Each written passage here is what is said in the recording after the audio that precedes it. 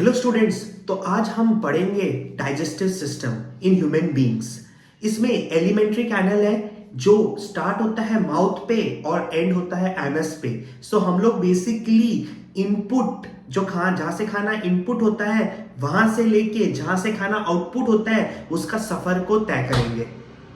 तो हम लोगों को तीन चीजें इसमें देखना है, कार्बोहाइड्रेट्स, प्रोटीन्स, फैट। हम लोग ये तीन चीजें ले रहे हैं शरीर में। वो किस प्रकार से हम हमारा शरीर उसको किस प्रकार से छोटे छोटे टुकड़े में तोड़ता है और वो छोटे छोटे पीसेस टुकड़े किस प्रकार से हमें हमारे शरीर में एब्जॉर्ब होता है और हमें एनर्जी मिलती है। ओके, तो सबसे पहले हम लोग माउथ से इंजेस्ट करते हैं खाना। ठीक है, तो यहां पे जब हम लोग माउथ में खाना को इनटेक करते हैं तो हमारा एंजाइम एंजाइम बायोकैटलिस्ट हो गया जो कि रिएक्शन को कवर अप कर देता है, कन्वर्ट कर देता है, लेकिन खुद खत्म नहीं होता है। तो माउथ में हमारा सैलिवरी अमाइलेस प्रेजेंट है। सैलिवरी अमाइलेस क्या करता है? कार्बोहाइड्रेट स्टार्च को तोड़ता है। समझ में आया? जो कार्बोहाइड्रेट्स चावल वगैरह जो भी हम लोग खा रहे हैं उसको छोटे छोटे टुकड़ों में तोड़ता है, सिंपल शुगर्स में तोड़ता है।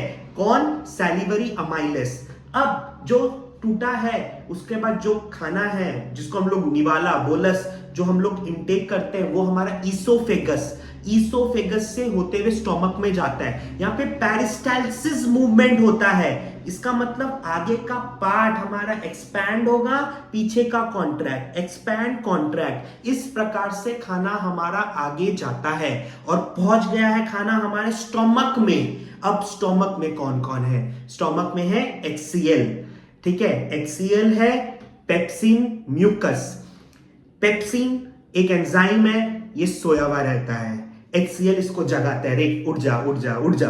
तो जब पेप्सिन उठता है ये प्रोटीन को तोड़ना चालू करता है। तो पेप्सिन प्रोटीन को तोड़ता है छोटे यूनिट्स में।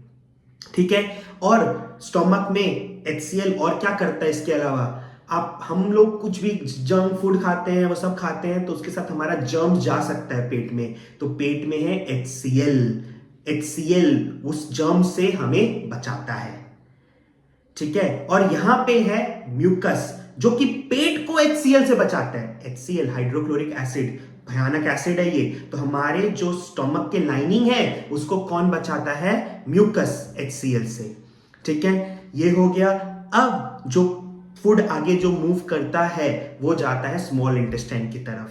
ठीक है, जहां पे major part role play out होता है। तो स्मॉल इंटेस्टाइन अलग अलग क्रिएचर्स में अलग अलग प्रकार से होता है। हर्बीवोर्स में थोड़ा लंबा होता है, कार्निवोर्स में थोड़ा छोटा होता है। हर्बीवोर्स में लंबा होने का कारण क्या है?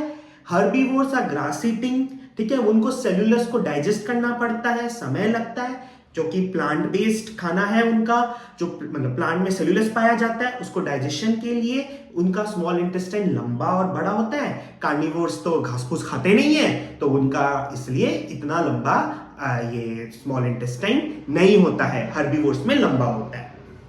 अब जब खाना स्मॉल इंटेस्टाइन के पास पहुंच गया है, अब यहां पे अलग अलग जगह से एंजाइम्स आएंगे। ठीक है, सबसे पहले अगर आप बात करो तो हमारा लिवर बाइल जूस सिक्रीट करता है। बाइल जूस, ये बाइल जूस क्या करता है? देखिए, खाने जो स्टोमक से हमारा खाना आ रहा है वो एसिडिफाइड है। ठीक है, अगर वो उसी प्रकार से नीचे से निकलेगा तो बाथरूम में बैठ नहीं पाओगे सुबह। ठीक है, तो इसलिए हमारा जो बाइल जूस है इसको एसिडिफाइड को, जो चाइम जिसको बोलते हैं हम लोग, उसको एल्कलाइन में चेंज करता है। ठीक है, नहीं तो सुबह सुबह दिक्कत आ जाएगी।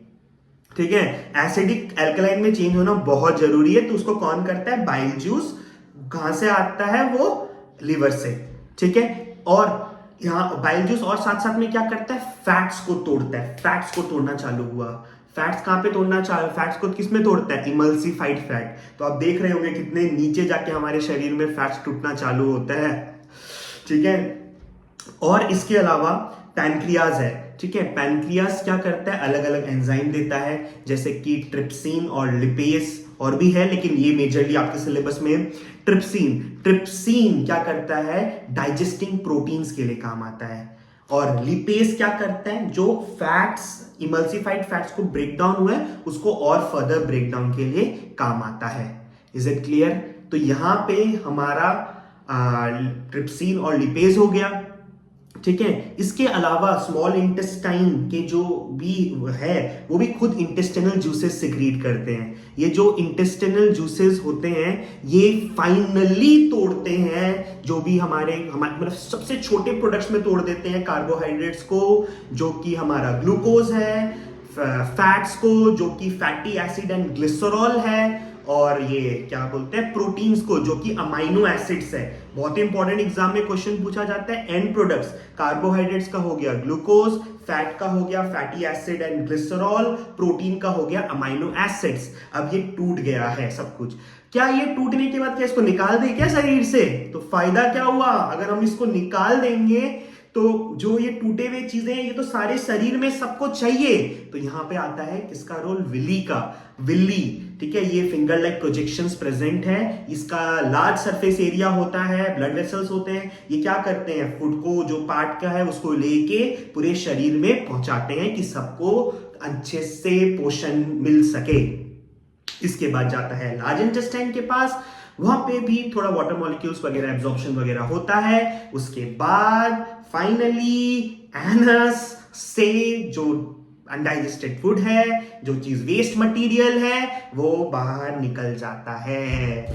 तो ये रहा हमारा journey digestive system in human beings का। समझ में आया? Thank you.